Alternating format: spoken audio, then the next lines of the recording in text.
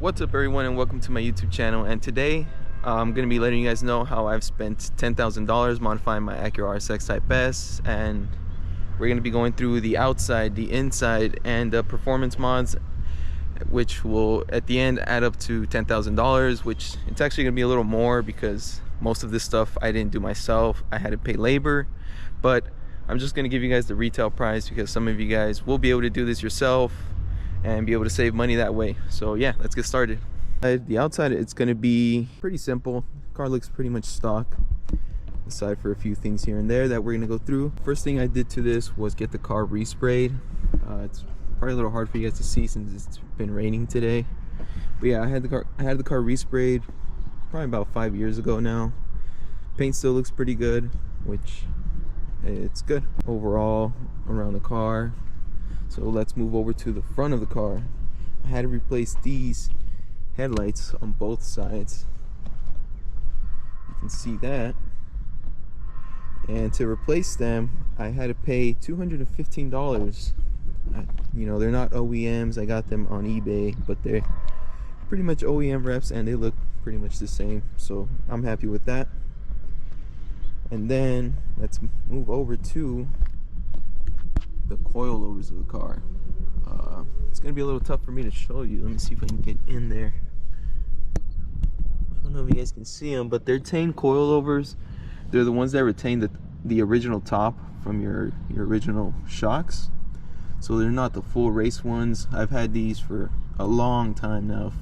If I could remember right, this was the first mod that I did to this car. So, and I'm pretty close to the 70,000 miles on them.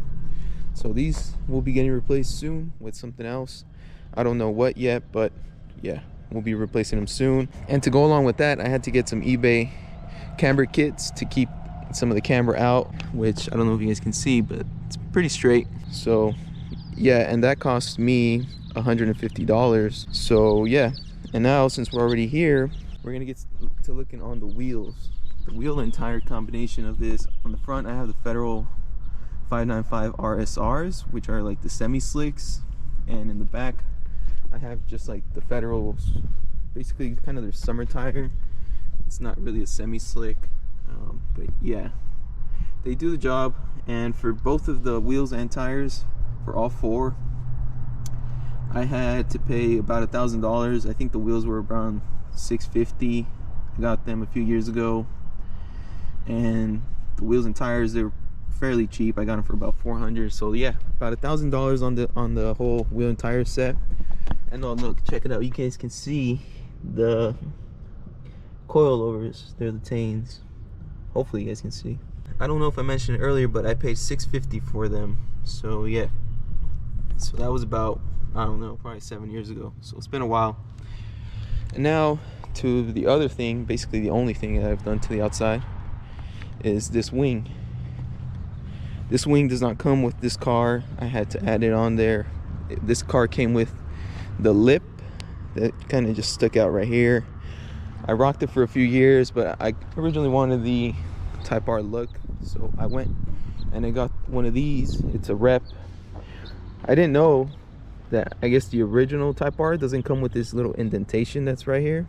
I saw somebody comment that. I don't know if it's true, but yeah, I guess that's how you can tell.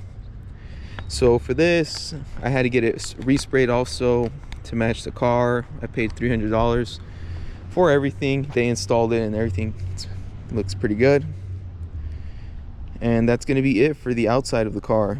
So now we're going to be moving into the inside of the car and going through what I've done to the inside, which also isn't a lot. Most of the money I've spent on this car has been on performance. Basically anything that I have changed on this car, that's like cosmetic wise, was because it was either wearing out or broke, except that and the respray. I kind of wanted the car to look at least decent. But yeah, so let's go with the steering wheel kit. I have an NRG steering wheel and it comes with the quick release. Now I kind of did this temporarily because the car was in an accident. As you can see, the airbags went off, so did this one. And the way I'm parking this car outside right now, I kind of like to take the steering wheel off, and I have a lock that I put on it just kind of to keep the car, I guess, as safe as I can. So that cost me $370, the whole steering wheel kit. And this car also has a short shifter. It's nothing fancy, but I like how it works. It's pretty short, stiff, and does the job right. For the seats, I have a Sparco. I believe it's the R100. I don't know, it's been around 5 years since I got this thing. It's pretty beat up now, so it could be upgraded. So for this, the seat and the rail, I paid around $500 for it. And the passenger seat is an NRG seat. I kind of cheaped out on it, so this was a little cheaper. This was $300 for the seat and the rail. And that's basically it. I mean, unless you guys want to know what the radio and I guess that's pretty much it, other than the radio. But yeah, now where most of the money has gone in this car, which is in the performance section of the car. So we'll I don't know if I should have put this on the outside, but the car does have the Brembos, and they're the Acura Type S Brembos. For everything, it cost me around $600. I did this myself and some friends, so we saved some money there.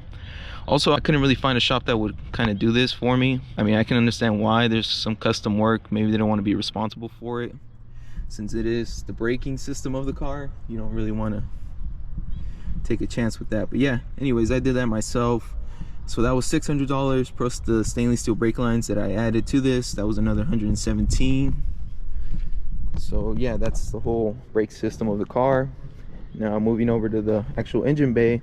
One of the earlier mods that I did to it was get an intake for it. This is the Injen short ram intake.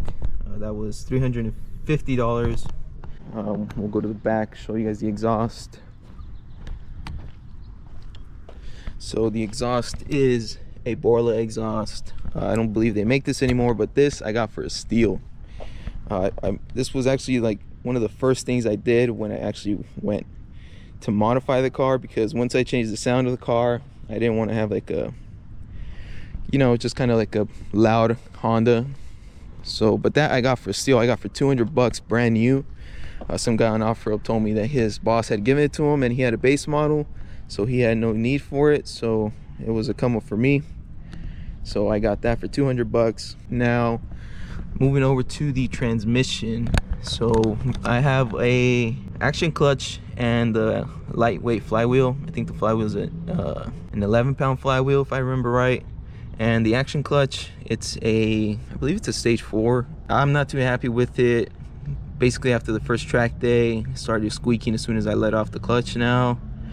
So been dealing with that, but I mean it still holds, and other than that making the sound, it's doing fine. So that the clutch and the flywheel was $530.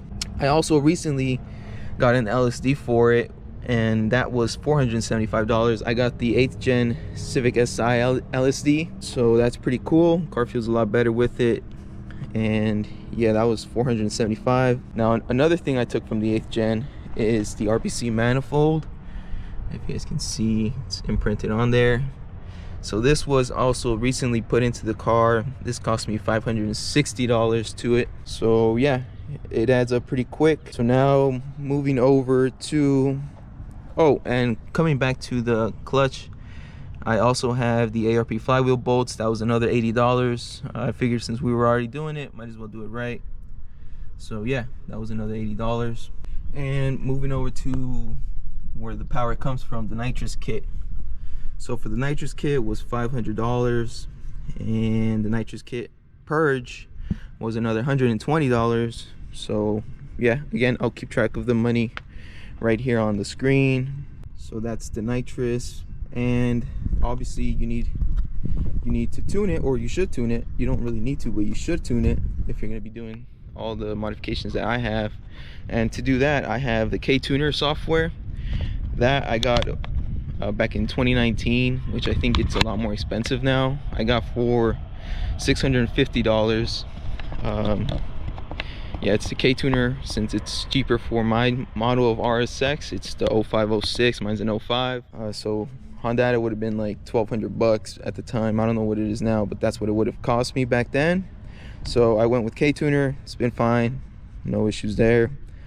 and obviously you need the tune, and on average it costs around 500 bucks. So I'm gonna go with 500 bucks. I don't really remember how much because I did it as a package with a bunch of parts with the labor, so I might have gotten a little cheaper, but I don't know. I didn't really get a breakdown, so we're going with 500 bucks. And this car actually has cams, so I have the Skunk 2 stage 3 cams. That was $700, and to pair it along, I got the Skunk 2 valve spring retainer kit for $330.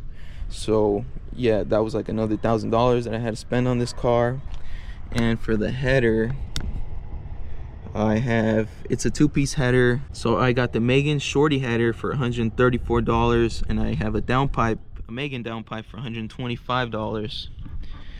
So yeah, that's the header of this car. I do want to upgrade it.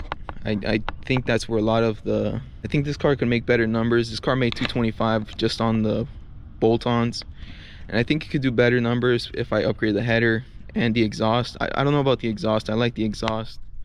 It's not too loud. It's actually pretty quiet, pretty much the same as stock, but you know, it's a little deeper, so I don't really want to mess with that. But I would like to change the header. You know, I do think that we can improve there, so maybe down the line get the Skunk 2 Alpha header or something. I hear a lot of good things about that one. And now this car is actually on E85, so to do that you need to upgrade your injectors, which hopefully you can see.